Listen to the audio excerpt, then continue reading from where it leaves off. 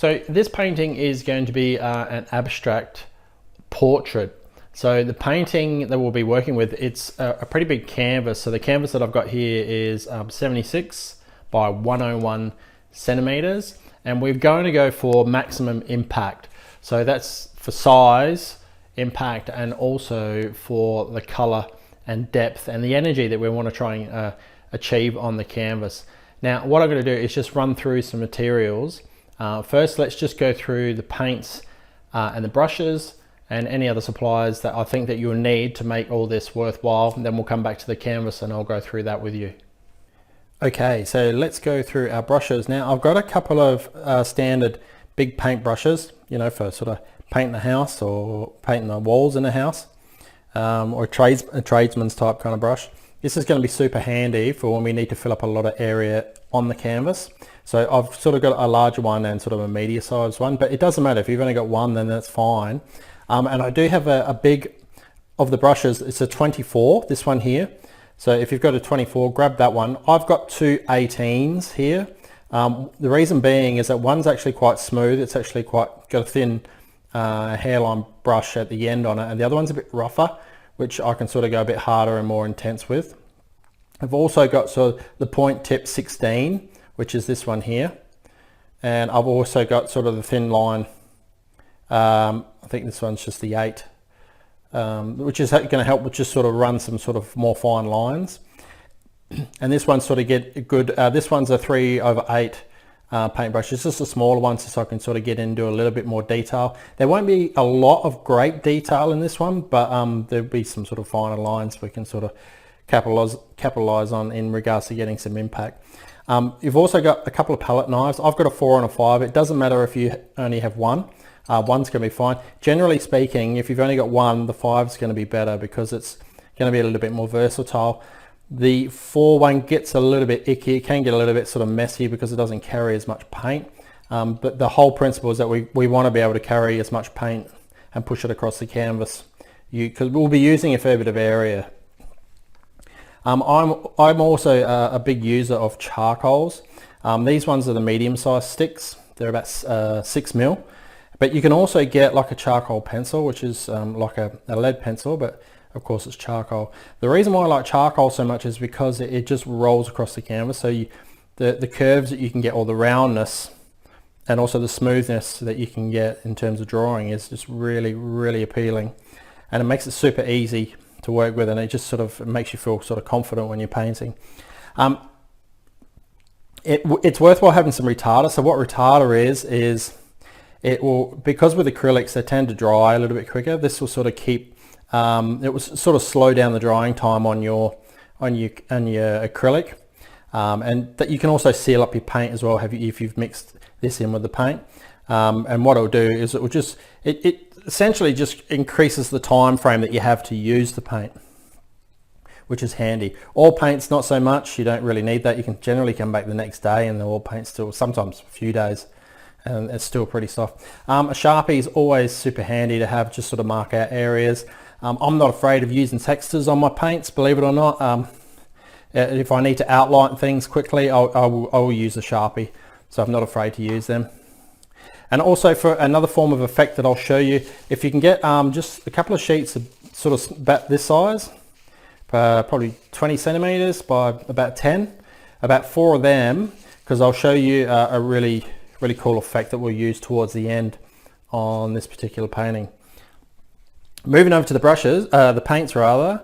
So I've got your main yellows. Now you can use a cardamom yellow, and this is also, you've also got like a Naples yellow, if you don't have like a flesh tint. I prefer a flesh tint. I've got one here, but if you get a Naples yellow, that'll do, that's fine. A brilliant red, and you can also you can use a brilliant red or a matte red. Now I will be using a little bit of violet in this painting, which I don't normally use, but it'll actually give some really nice highlights towards the end. I do like to sort of darken certain areas. I don't use black so much to sort of darken areas. Black can be a little bit sharp in your painting, so what I always recommend that you do is mix your red with your black to give you more sort of it takes the sharpness and the brightness out of the black. and sort of with too much black in a painting, or when the black is defined as just being black, it can sort of steal the focus away from a painting. So by putting some red in a black, it sort of drops it back a little bit, and it sort of eases the black inside the painting rather than sort of stand out in front. So if you're doing sort of black lines around things, just put some red in it and it will just dull that black down, make it less sharp. With your blues, you can use the cold white blue or the cyan blue. It doesn't really matter because I'm going to be mixing these up anyway with the whites. I've also got an emerald green, and I've got turquoise. It's turquoise. I never pronounce it properly, but anyway. Or you can use a viridian green as well. So I'm going to use that towards the end for a bit of highlights. And of course white. So if you've got a titanium white, I use a lot of white paint. So I've actually got more in case I do need it. But that for this painting, this should be fine. It should be enough. So that's basically all your supplies that you need. Keep in mind, don't be too intimidated. You don't need all these paints. You can use either or, because what we're going to do is blend colors anyway. But at least you know what your stock staple color schemes are going to be. The main thing is that you've got your whites, your blues, your red, your yellow. You do have your black, and you've got sort of your sort of ocean theme color greens as well that we'll use towards the end, as I mentioned before. But that's about it. So let's jump back to the canvas, and then we'll just go through that and get set up. Okay, so with your canvas, ideally what you want to do, particularly with bigger size canvas, because this one's quite big, is that you want to make sure that you've got quite a thick solid wood frame in there. Excuse me, because I speak from experience in that I've had sort of big pieces that I've produced, and I used like a thinner wood frame when I first began. And I remember going to see a client of mine who had actually commissioned another painting. When I went to visit them to get the details, I could see the first painting that I did for them, you know, probably about a year prior, and I could actually see one of the corners had started to sort of warp off the wall, which is due to the quality of the canvas, because the wood frame was thin, and the weight of the paint had started to shift and started to pull and sag and, yeah, sort of buckle the frame a little bit. So I put a lot of emphasis on making sure that you've got strong, sturdy frames so you don't have those issues. Now, of course, I'm implying that you'll be selling your work, so these sort of things you want to look out for. But you know, for longevity as well, you want to make sure that you've got a good quality frame, because it keeps integrity in your work. And if you do sell it, you know that you're selling a good product, and you're going to be confident, and you can avoid, you know, those pitfalls that I've fallen into. One thing that I do recommend as well is that you'll see these on the corners here, you'll see these corner pads. I recommend that you hang on to them and just put them in a box somewhere, because if you do get to the point where you are starting to sell your work, you can actually put these back on the corners of the painting, and when you start to package up your painting ready for shipping, it just protects the ends.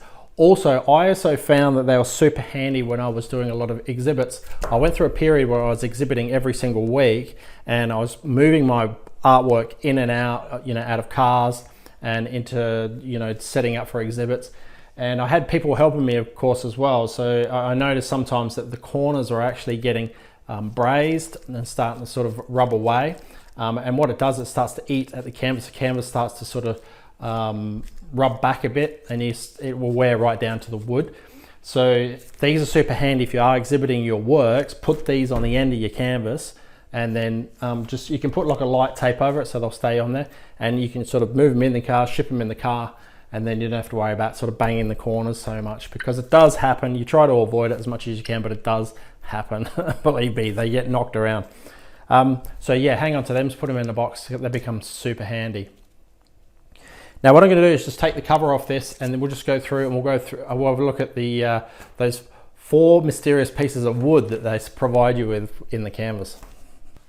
Okay, so if you've used canvas before, or if you haven't, if you're a complete beginner on this, these little tightening keys, what they are, they're canvas wedges, and they give you 8 of them.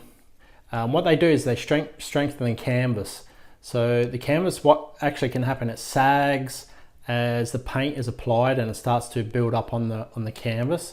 Now what I do is at the beginning, I just lightly tap them in each corner, and then what I'll do is I'll tighten them up a lot more towards the end. But I just, for the beginning, I just want to know that they're in there, and then I tighten them up right at the end just so I can sort of stretch out the canvas just slightly a bit more. So I'm going to do that now, and then we'll get stuck into the painting. Now, the trick is with these is that you don't put them just straight in. Basically what they will do is appear to be on an angle like so. So you can see down there, that one comes on an angle rather than straight in, and this one will go on an angle like this.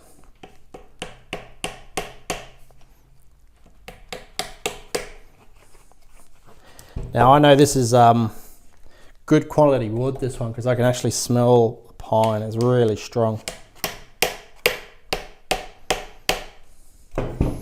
So something like that. And then I'll do the other 3 corners, and then we'll be on our way.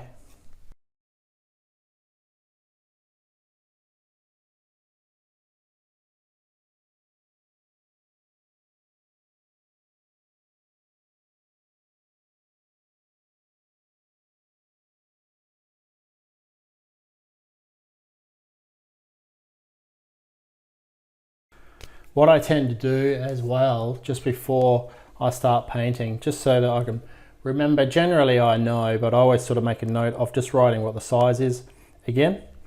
So it's 76 by 101 centimeter. Just as a quick reference, you've got it there.